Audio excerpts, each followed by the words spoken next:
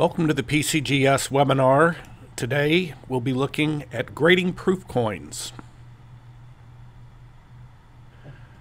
Grading proof coins is similar to mint state coins, but there's some important differences that you have to keep in mind. The first one is surface preservation. You don't often see bag marks on proof coins because they were handled individually after striking. However, being in collectors' hands over many years, many proof coins were wiped with a cloth, and this very often leaves hairlines on the surface, particularly on the pre-1916 issues. So look out for hairlines on the surface. Strike is usually not a problem on proof coins. They were struck multiple times under high pressure, so you typically don't see softly struck proof coins as a rule. Due to the die polishing, most proofs display very deep, watery, mirror-like fields. You don't see that cartwheel effect that you see on business strikes. Of course, there were different kinds of proofs made in the early part of the 20th century, matte and satin finish proofs, which do not have a mirror-like surface. But those are quite rare for the most part, and not often seen. And finally, regarding eye appeal, of course, proof coins can tone just like business strikes. So you're always going to be looking for attractive, pleasing coloration in toning for a really high-grade proof coin. Now, since proofs are often difficult to distinguish photographically, particularly between grades such as 63 and 4 or 5 and 6, due to the mirror-like surfaces and the nature of photography, we're going to break proofs into 4 main categories, and rather than go through each grade one number at a time, we'll take a look at 4 groups of proofs, and you should be able to readily see the differences between those.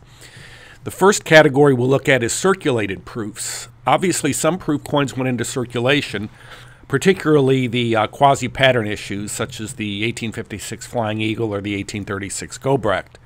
Also, certain proofs went into circulation, particularly the coins struck during the 1870s and 1880s out of nickel. They're very often hard to distinguish from business strikes.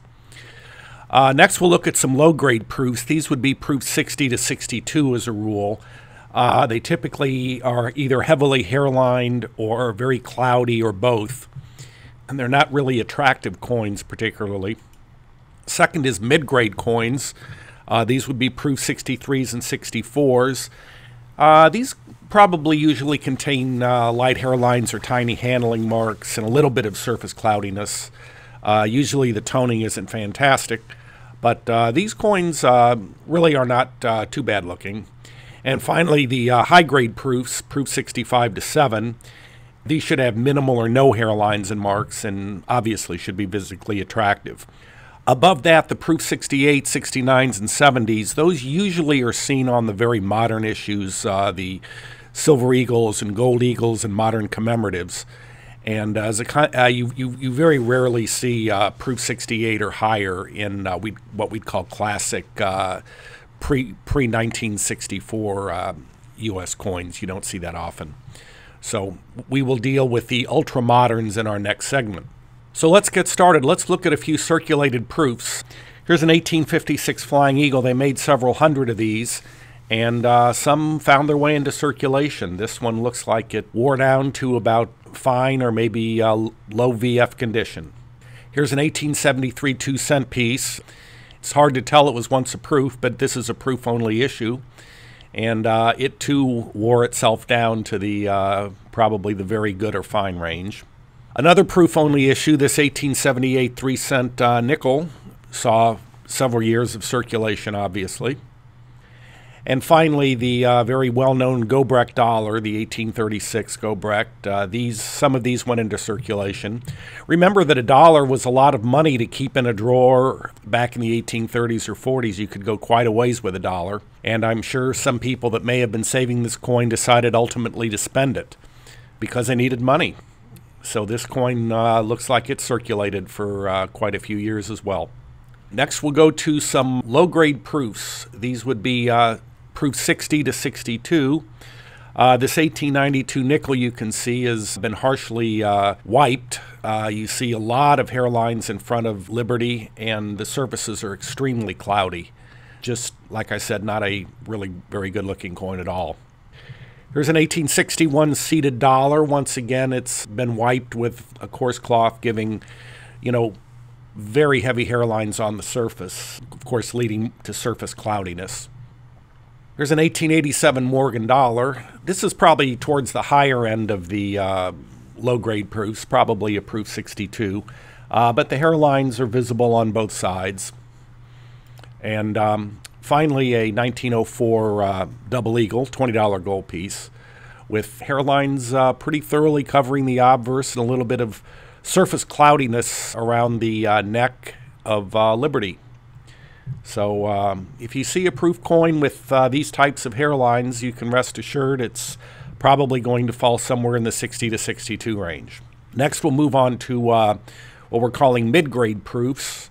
These would be proof 63 or 64. This 1907 nickel, as you can see, has some marks across the front of the face. They're just sort of scattered very evenly across the surface above the V on the reverse. And this would hold the coin down into the 63 or 64 range. Here is a 1904 half. Once again, not much in the way of hairlines on the surface, but you see a couple of very, very light scrapes across the cheek of Liberty. And once again, that would hold this down into the proof 63 range probably.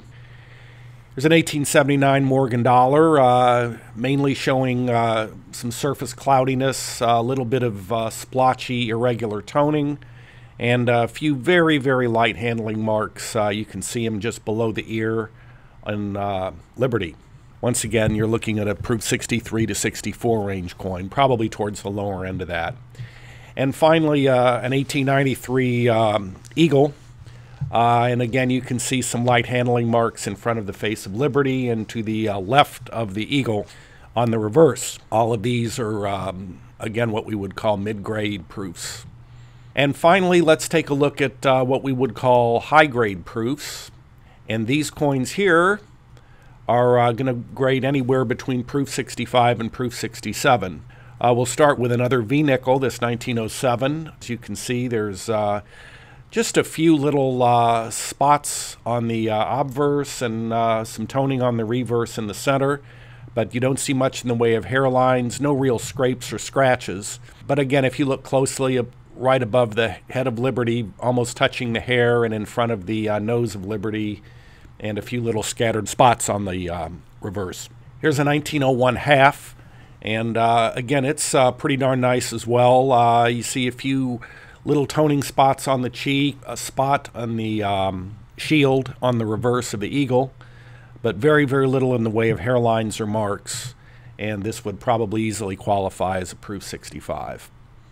Here's an 1882 Morgan dollar. Once again, you're not seeing really any hairlines, and I think the peripheral toning is certainly very attractive, certainly adds to the look of the coin. And as clean as this is, this could be a 65 or 66 easily.